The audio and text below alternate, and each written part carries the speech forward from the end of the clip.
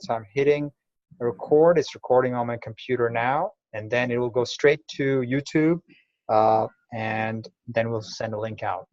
So if anybody's not okay with this, please send me a message right now. But mainly we will be asking you to just listen in and block the video if you don't want to be seen.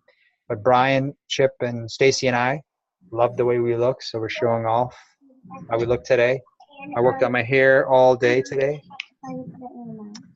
All right, so let's get started. So we'll let Chip introduce himself last. Everybody, my name is Khurram Hassan. Everybody calls me Ko, and I'm the CS4Georgia facilitator.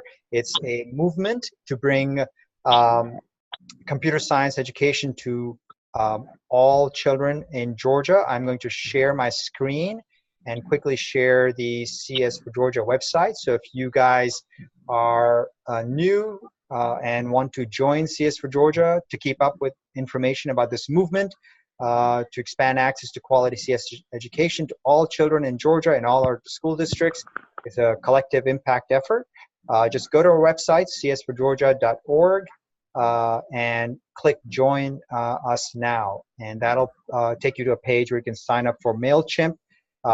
We have been around for about 1.5 years, 2 years. We have some data up that Brian provided me some time ago. We need to update this information.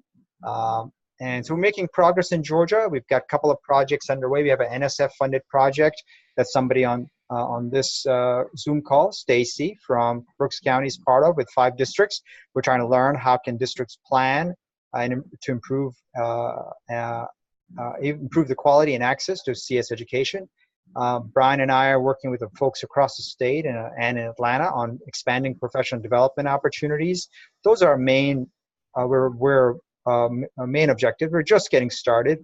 And then you can learn more about CS4Georgia under the About button. If you go if you go to the website, it tells you a little bit about who has been involved in the beginning, what we've been up to, that kind of stuff.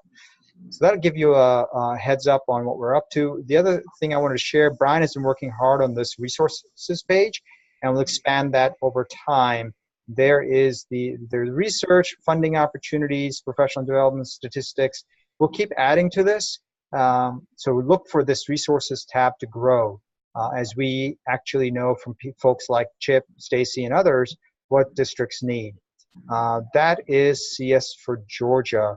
And then the other formal introduction, Brian, would you mind just introducing yourself, and feel free to share anything from DOE, that any updates or anything that people should be looking out for. Sure. My name is Brian Cox. I am the Computer Science Program Specialist, K-12, Curriculum Instruction at the Department of Education. That was a whole lot.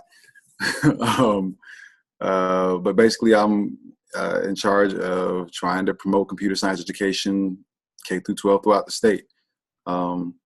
We promote a lot of professional development for teachers. I know the CTAE department does Field of Dreams every summer. We do AP workshops every year. Chip is going to help us out with some of those. And then different periodic developments. I know we're working on some online professional development. We have a new platform called Georgia Learns, and we're going to have some courses on there that will help us with some PD throughout the year, kind of focusing on the domains that show up on the GACE test, on the new GACE test, which will be available in October. Let's see what else we got going on. We have standards under development. Those should be available, or should be going to the board within the next couple of months, and probably be ratified by sometime shortly after the top of the year. We have the new middle school courses available that a lot of districts are already teaching. Last year we had a grant go out for middle school computer science, and we had, I think, was it 20 different school districts? So 20 different schools.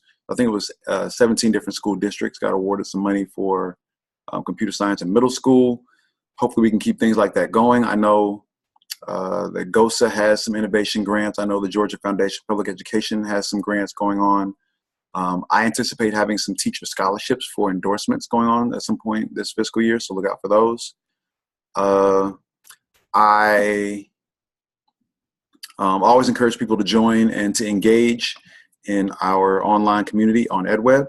Ko, I don't know if you could pull that up real quick so that they can see it, or I can share my screen and they can see it. But Yeah. Why don't you can do it. All I'll right. stop sharing.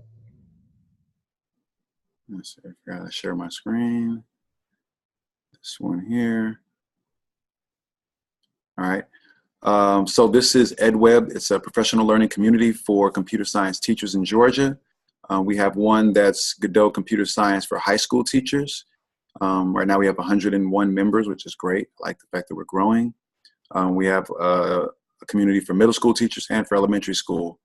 And we know that there aren't a whole lot of elementary school teachers, but anybody that's interested in doing computer science in the elementary schools, I know Stacy was saying that their media specialists are the ones that are taking that load on in Brooke County, which is fantastic. So anybody like that that's interested in joining the elementary school, and you can join all three if you like.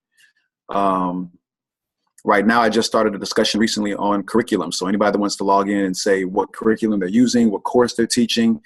What I've found more than anything else when I go to any professional developments is that what we benefit from the most is each other. So when teachers get to talk to other teachers and find out what it is that they're doing in their classroom, what works, what doesn't work, that becomes the most effective thing. So come on, join the community, be active and engaged, ask questions, give information, share insights. And I think we can do a great job in growing computer science in the state. Great. Thank you, Brian. All right. Let's hear from everybody else. We'll have Chip go last so that he can do his presentation. So Stacy, would you like to just say your name, your title, and what you're doing? Sure. My name is Stacy Chastain. I am from Brooks County. I serve as the K-5 Curriculum Director, Professional Learning Director, and I coordinate gifted education. We are one of the districts that is part of the NSF, Aligning for Impact, and CS4GA. Great. Thank you, Stacy. And then after Stacy, looks like I'll go for the area code number. I have 251-944-7442. I don't see a name, but could you introduce? Oh, I see. Yeah, is that ASENITH? Is that right? Hey, can you hear me? Yes. This is Caitlin Darty Takinis at the 251 number. Oh, hi, Caitlin. Hey, Caitlin that created the Georgia STEAM Asset Map. Oh, great, great, great. So, hey, I'm Caitlin Darty Takinis. I'm Communications and Engagement Manager for Redefine Ed Atlanta. And I have been a part of the computer science and STEM community through my work in building a tool called the Georgia STEAM Asset Map. That's GASteammap.org. And yeah, I'm just here to learn more about CS4GA and just pay attention. Great. Thank you, Caitlin. All right. And then we also have A. Dixon. A. Dixon, would you like to introduce yourself?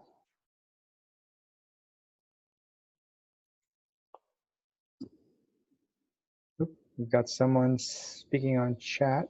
Oh, okay. Great. So anybody else who would like to introduce themselves? Hi, I'm Melissa Turner, please. Okay. Great. Anyone else? All right. If anybody else would like to introduce themselves, feel free to just type in your name and your organization or school or district in the chat. We'll go ahead and get started. Chip, if you want to go ahead and introduce yourself and let me know if you want me to pull up the PowerPoint or the list, and I'll... I've got the PowerPoint on my desktop, so what I'll do is just share my desktop. Great. I'm Chip Kramlich. I'm a second career teacher. I have 20 years experience in the computer science industry. I've done just about everything from programming, systems administration, PC repair, cybersecurity. So I bring a lot of that with me. I've been teaching computer science now for about 6 years. I've been a teacher for 10. My goal right now is trying to get, as Brian said, teachers to communicate. We share a lot more when we're actually able to talk. So here in Fayette County, I'm at Fayette County High School, trying to get all the Fayette County teachers together at least once a month so we can discuss and what's going on.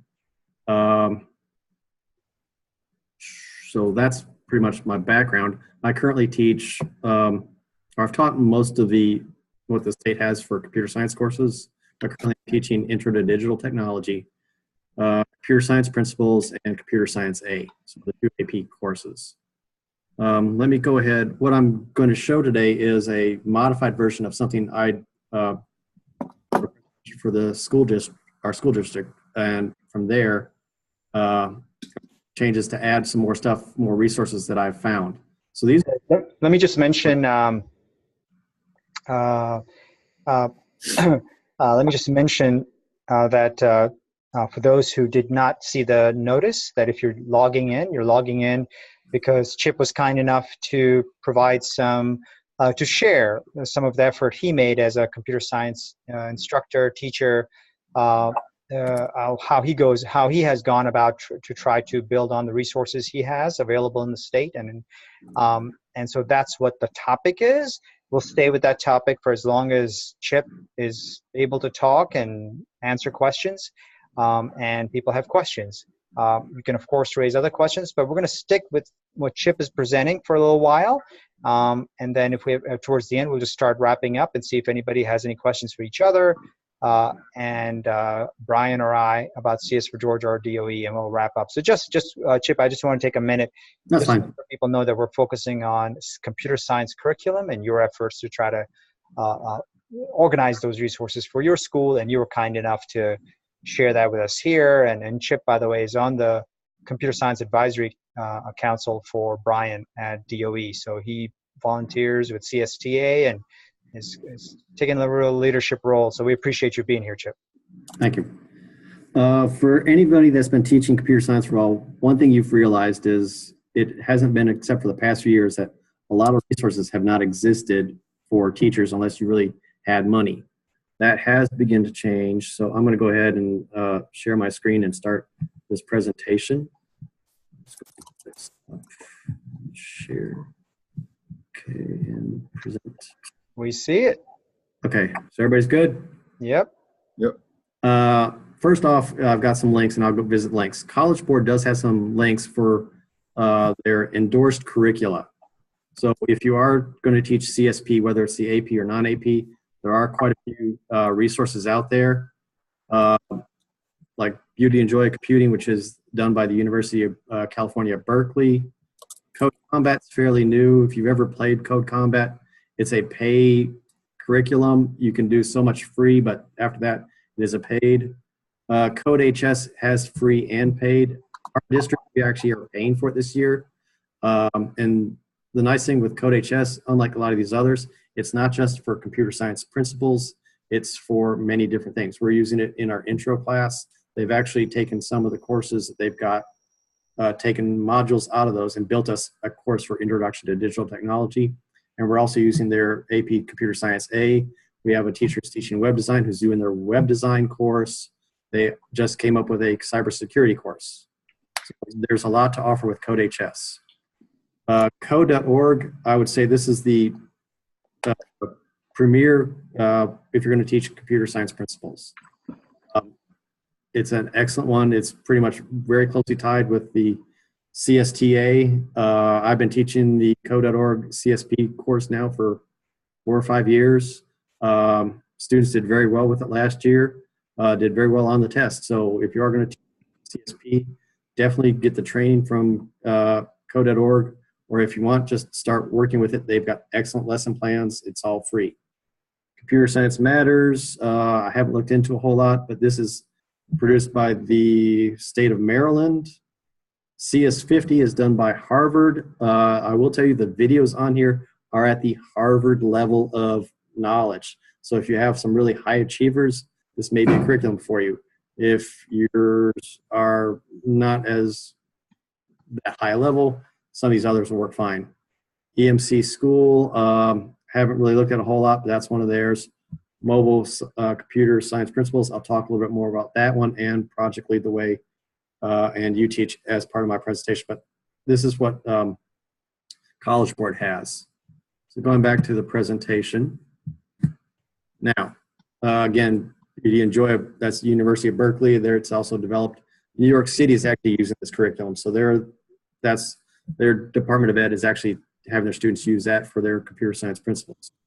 Code.org, we all know about, love it. CodeHS, the interesting thing here is it was created by a couple of Stanford graduates to help kids who are currently enrolled in Stanford get better at their computer science courses. So it was built from there. The Harvard course is there. Mobile CSP, this was actually done by a group associated with College of St. Scholastica. It's out in the Bay Area in California, and Project Lead the Way. I'm not trying to throw them under the bus, but we did meet with them at the end of the year. They are currently reworking their computer science curriculum with some issues that we did bring up and others have brought up. So you may want to wait until they actually get their new version of their curriculum out before you go there. You teach CS principles, that's done by the University of Texas. So again, because CSP is a college level classes, a lot of colleges have taken their curriculum and modified it so it can actually be taught at the high school level. And then I've broken them down by level here. So training as to how each training goes. And I have shared this presentation with Co so you can have access to it.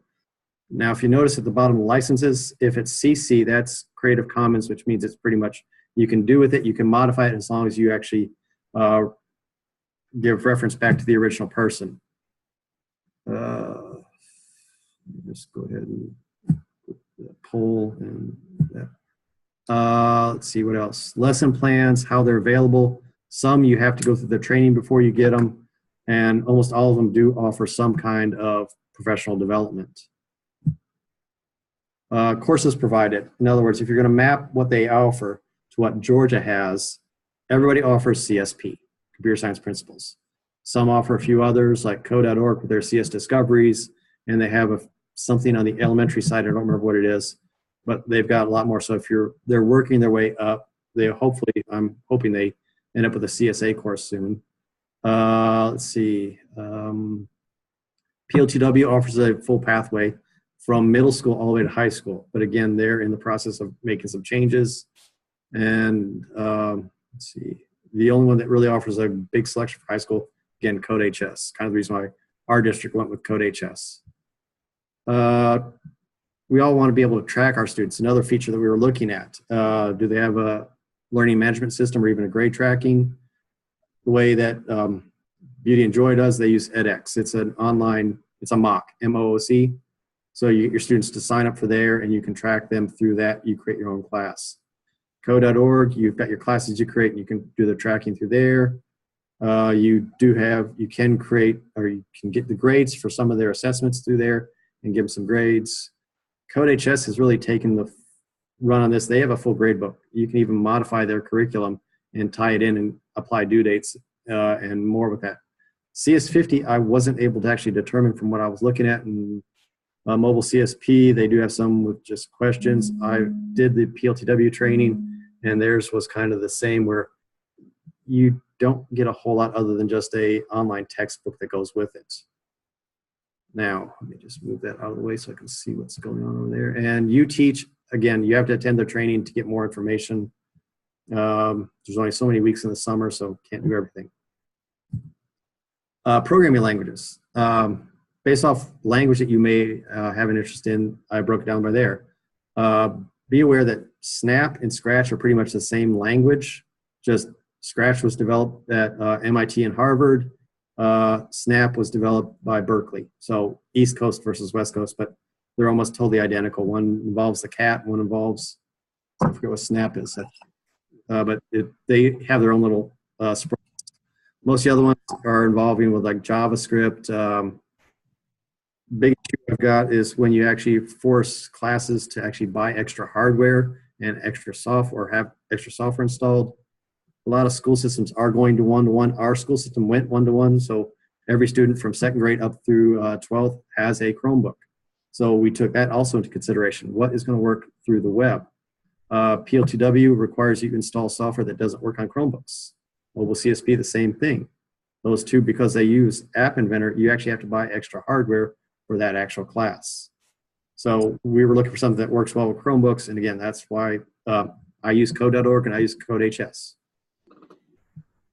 Last piece, additional software, yes, if you're doing other ones, you have to install the MIT application or app inventor companion, so you can get it to work, and you actually have to buy Android devices for them to actually utilize. Now, the nice thing is a lot of problems I've had since I started teaching computer science is I need some practice questions, or I need questions to develop tests and quizzes from. This is where right now a lot of the stuff is lacking. We don't have a lot of those resources out there. Something I'd like to start developing is a question bank, specifically for CSP. Now, if you notice the note at the bottom, my school district is one of 800 nationwide that's part of the pilot of the College Board question bank. So I'll actually get a view of how this AP question bank stuff's going to go. With that, we were able to actually give them practice tests and quizzes that are aligned with what the AP test would actually be like. So they'll get to see questions that would actually appear, not the actual question, but questions that would be like they would be on the test. I know there are some groups out there that are collecting their own questions for computer science principles. But still, when it comes to like computer science A, there are some questions out there, but most of the stuff you have to get is actually ends up costing you money. So when I say limited practice, that means pretty much you get access to the what AP or College Board released as their practice tests. So again, a lot of that stuff has to stay in the classroom. It can't leave, because when you sign the agreement, you're saying that you're going to keep the materials secure. So we're kind of limited on the kinds of questions we can actually have. CodeHS, they've actually got a system where they have teachers submit problems, questions that you can actually use on a test, and actually labs or programming assignments. And you can take those and actually embed them into their course. Let's see, I think that's it for that slide. All of them are College Board endorsed. So if you are going to use one of these curricula, I actually researched and was able to find their syllabus number. So if you're in the process right now registering your course on College Board and you want to use a specific curricula, or at least register your syllabus, I went ahead and got the numbers there and looked at how each one is associated with the Computer Science Teachers Association. Given that CSTA is really growing, and in fact, they just started their CSTA Plus. They just activated that, I think, 2 days ago. I want to make sure they were partnered with CSTA. And most of them are. CS50, I can understand why they're not. I mean, it's Harvard University. But the alliance level is like their highest level. Conference is just below it. So most of them are members. And that was something I really wanted to make sure. Other things that are out there, TEALS. And this is a great program, specifically if you have a teacher who is not very well versed in the computer science area.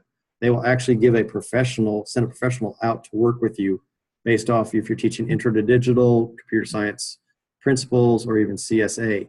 They'll have somebody work with you, and based off the amount of experience, that person will just supplement it, and they'll slowly tailor you off until they know that you're actually understanding the material. Code Combat, we've already talked, is fairly new. A great thing, if you're teaching either computer science principles or CSA, computer science A, is the Runestone Academy textbooks. These were done by Barbara Erickson over at Georgia Tech. These are interactive textbooks. So not only is it just the information, they've got embedded videos, they've got problems you can work through, questions, and they also have some practice tests. I use that as supplemental material in both my classes. Now, code.org is one of the few spots that actually has a link to Computer Science A resources. So we'll go over to that site real quick. Good thing here is they talk about it. They talk about Summer Institute. But then if you want a curriculum provider, these are the ones that are out there. I have a former teacher that used the Computer Science A+. It's pretty good. It's got a really good selection of questions, although you may have to look over and make sure they are correct in the answers. I've seen a few little mistakes. CodeHS, I've talked about already. Adhesive, I'm aware of it. I just haven't gone through the materials there. And IMAX, I haven't looked at it all. Now, again, for professional development, CodeHS, you got the National Math and Science Institute. They've got their year-long course, Project Lead the Way, and of course, TEALS. Advanced topics for summer workshop. The AP CSA resources was a really good link inside here. If it comes up, we'll see. Yeah, if you're looking for some resources for programming or whatever, they've got a lot of stuff I've already mentioned. There's Piece, of course. There's CodeHS. Udemy offers a few things. Georgia Virtual School.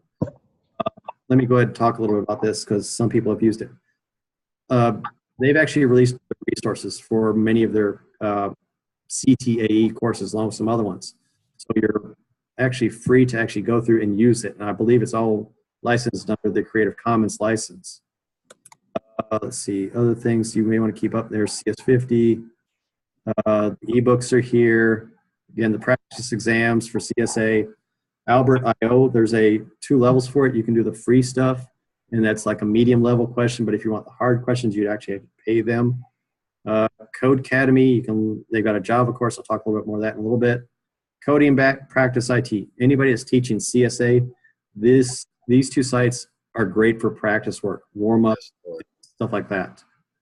And there's just a bunch of other links. So it's a great link to give you some basic information. Look for some more resources. Again, they talk about the online test prep and coding bat. Now, back to that.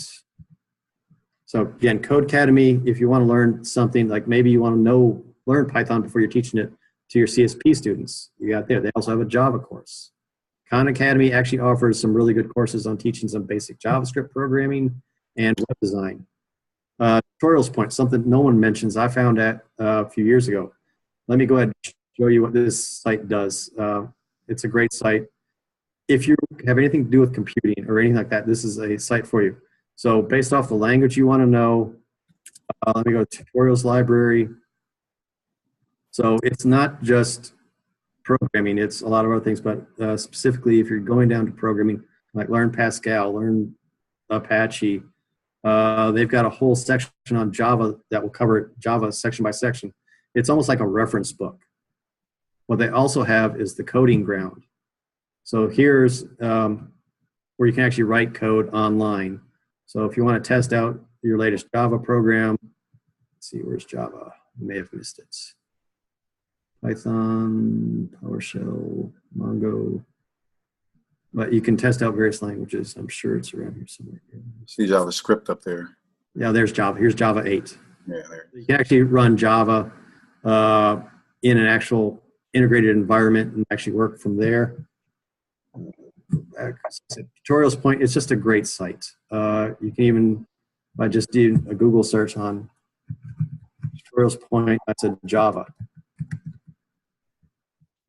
Java tutorial, and like I said, great for students if they want to know like the basic Java syntax, how to do variables. They talk about the language, and it just goes step by step. REPL IT, another great site, especially if you are having problems trying to run a Java environment on your computers. It's an online environment. Let's see. And this is it. You can actually set up classes. You can give students assignments. Students can actually work on it. So if you are in a Chromebook environment and you want to actually teach CSA, you could actually do some of that stuff through REPL IT. Let's see. Hey, Chip, doesn't REPL grade your stuff for you as well? Didn't what? Does REPL IT grade the assignments for you? You can do it where you set up the inputs and the outputs, and it'll let you know if it actually matches it up. Okay. Still working through that because I don't use it a whole lot. I've done it some with the HTML side of things, HTML web development, because they won't let me run a web server here. Like I said, you run programs, you get the whole thing, and it does have a lot. This is one of my tasks this year is get better with REPL IT with my students because we are one-to-one with Chromebooks. We've got REPL IT, let's see, and C9IO. Used this a little bit last year, or no, year before. It was great when they weren't part of Amazon. Amazon purchased them last year, and for education, the teacher pays $1 a month, and you get an unlimited number of students that can actually sign up and actually work through it. It's similar to REPL IT, but again, it's going to cost you $1 a month. It doesn't grade the assignments for you, but what it does is students can create their own little workspace, and you have access to all their workspaces to actually look at their code and grade their code. And I think that's all of our presentation. So let me go ahead and, here's the question is, how do I stop share right there? Okay. Yeah, the red button. There we go. Yep. Great, thank you, guys. Thank you, Chip. That was excellent. And guys, sorry, I accidentally removed myself from being seen. I don't know how or why that. I kept hitting buttons before I looked what I was hitting, so I accidentally removed myself from being seen. So you cannot see me, but I'm here. Chip, thank you so much. Yeah, have that drink of water. There's a lot of stuff for someone who is not a CS person like myself. There's a lot of information, a lot of rich information. This is being recorded, so of course we'll be sharing it. So I'm sure you all are eager to go save that video somewhere as soon as we release it, because Chip shares some great stuff. So let me ask folks, if you have any questions, you feel free to add the question to the chat box. We have a question from A. Dixon. I apologize, but there's so much I do not know. Are these all the options that CS teachers could choose for their courses? Does the DOE have one curriculum that they prefer? Clearly, A. Dixon is facing the dilemma that so many people do, is figuring out, how the heck do I organize this? What do I do first? Am I doing it wrong? Am I doing it right? So Chip and then Brian and anybody else. Well, I probably could speak for Brian, just because we've talked about this. The Department of Ed is not going to endorse any specific curricula. That's strictly up to the school system. Why is that, Chip? Just so we understand why, for those of us who may not be aware, why can't the DOE just say that everybody just learn this, and then we will be all great? I guess Brian can actually say, but they're a state entity. They're not supposed to endorse a specific product. It's a government institution. Got it. Okay. I would really suggest, definitely start with code.org if you're teaching computer science principles. It's free, and they do offer free training. There is a tremendous amount of help for teachers. They've got their forums. You can actually go through an online version of their training for free throughout the year. But that's really just for if you're doing computer science principles. You can actually use their computer science discoveries some for intro to digital. It's just there's other parts you would have to use also. Now, there are other resources out there, but some of them are starting to show their age, like what is it, folders, LiveBinder. There's a few teachers that have posted stuff in LiveBinder, but some of that stuff's like 5 to 10 years old and needs to start being updated. Right. Just new stuff is coming up all the time. My suggestion is just look at it, find something that you're comfortable with, something, if you need the training, who's going to offer training, and do you have the money for it, and go from there. Brian, anything? I like that. There's a plethora of things you can use. This is a great, like I said in the chat window, this is a great place to start, especially the way you have it organized. It helps a lot as far as figuring out what are our needs and what will satisfy our needs. Some people want to look for the free options, things that won't cost any money, but will perhaps give them a full curriculum they can work with. Some people will want some of the options that are more largely scaffolded and make it very simple to just kind of put the students there and walk the students through, and the teacher doesn't have to have as much input. Those are great. You definitely want to look for sources that have training that goes along with it, because that's going to be huge, especially for newer teachers, is finding some good training. And there's lots of that going around. So there are lots of options. I know it's difficult to make choices when there are lots of options, and you don't want somebody to say, hey, use this textbook right here. We don't have a textbook in computer science. But some of the bigger names are pretty easy and pretty easy to go with. The guy sounds like there's two parts to that question, right? One is, what do I teach? That is clear.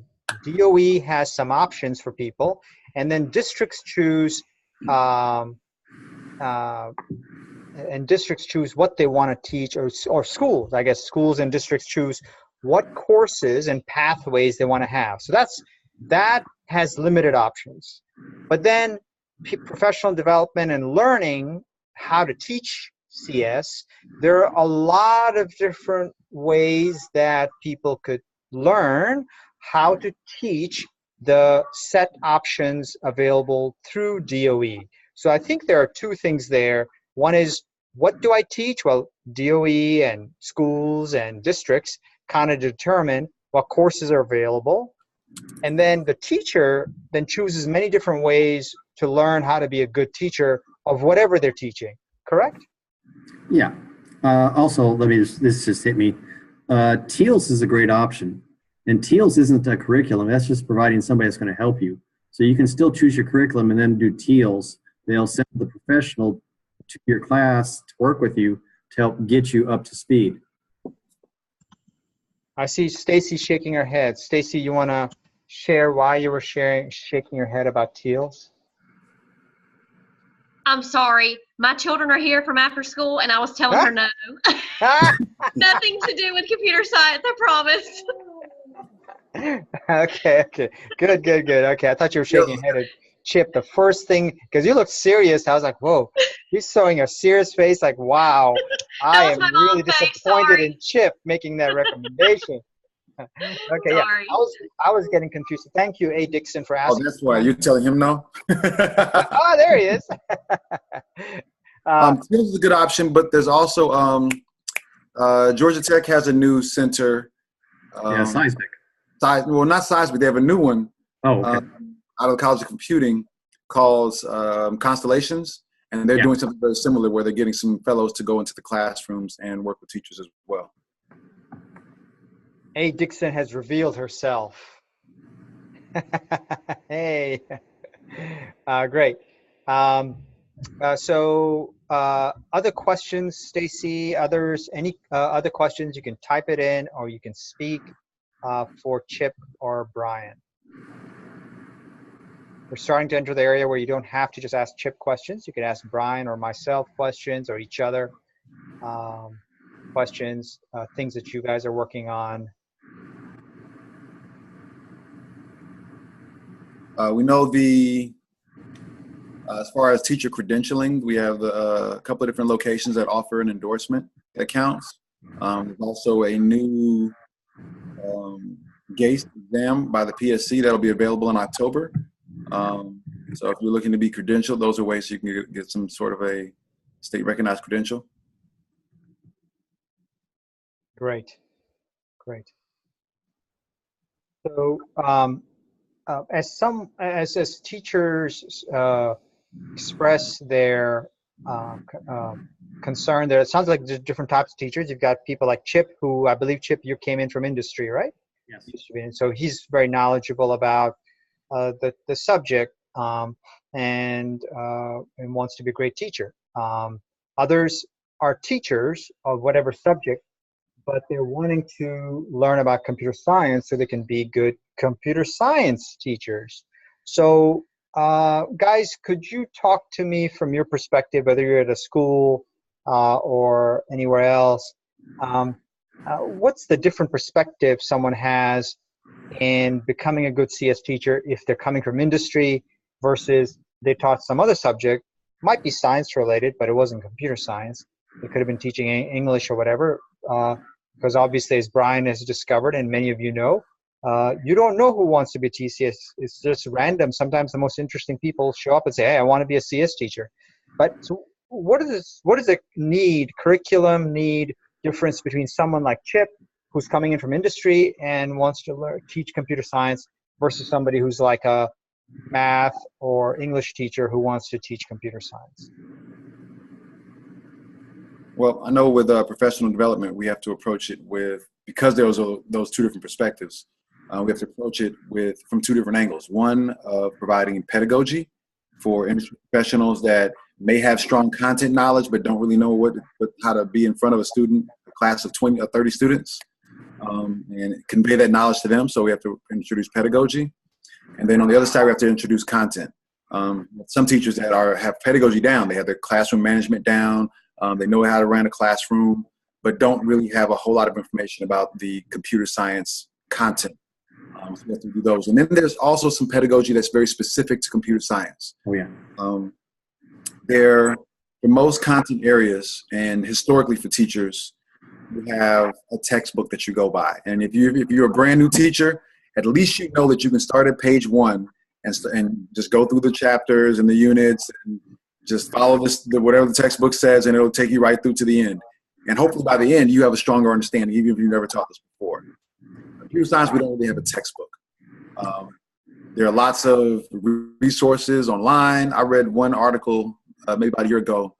The title was 438 Ways to Learn Programming Online.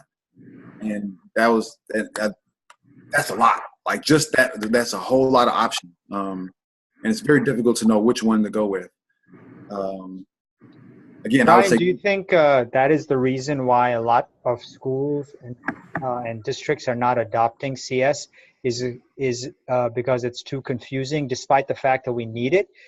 Is the concern by school principals and district leadership and CTA staff that, you know, there's other stuff that we can teach without a whole lot of trouble, but with CS, it's just problematic. We don't know what to teach.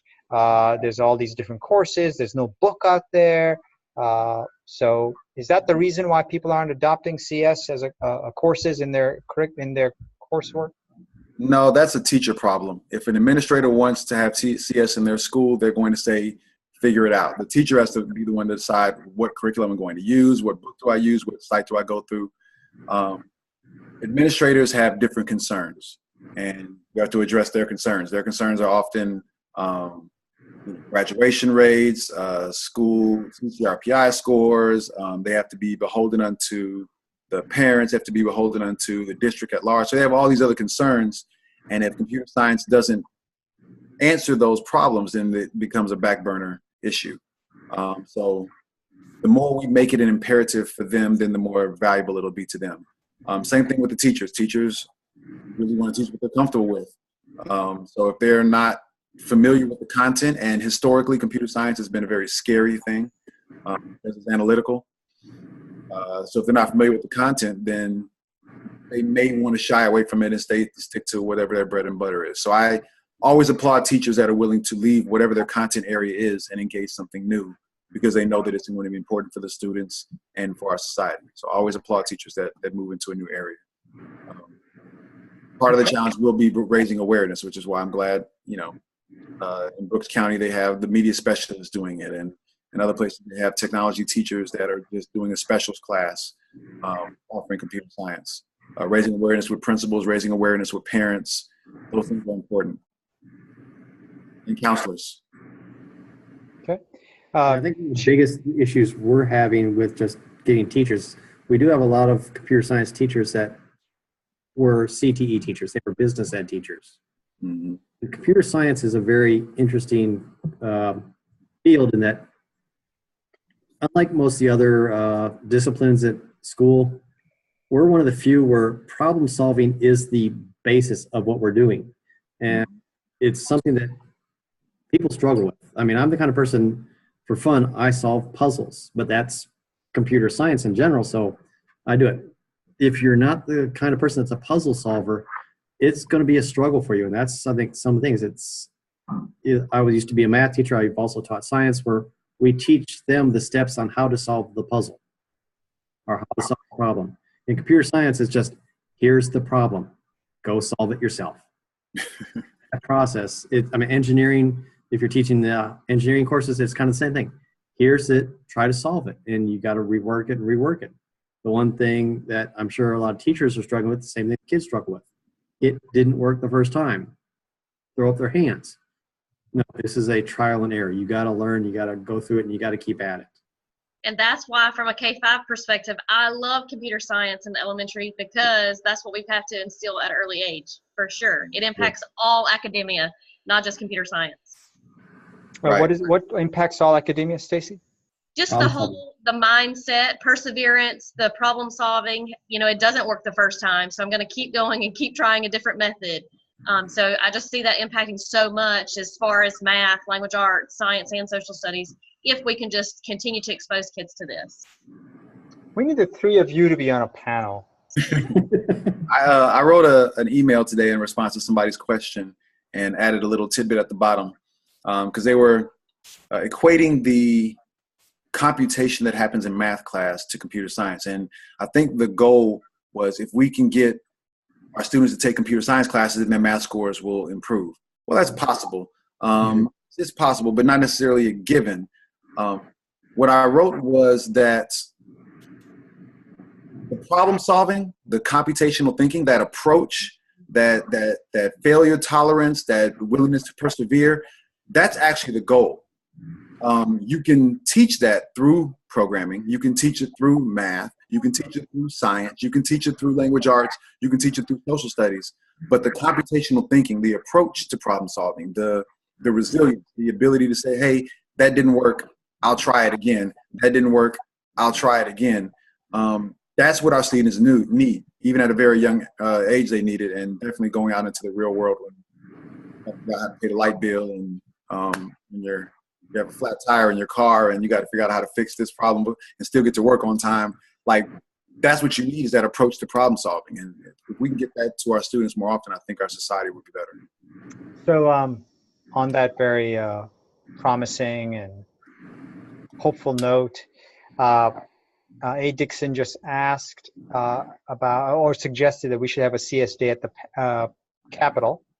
Interesting that you should say that, because our next topic, September the 23rd at 3 p.m., will be CS policy in Georgia. And what should we do to use a policy platform to educate, engage policymakers, parents, citizens, teachers, schools, to promote policies that improve access and quality of CS. So Jessica Hooper from Project Lead the Way and Erica Moore from Tag Ed will be co-hosting that topic. One of our guests will be Kenneth Mason from the Board of Education of Georgia.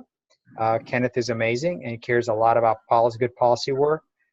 So that's a preview for what's coming up in September. We'll try to do this every month or so on different topics that people have said would be useful.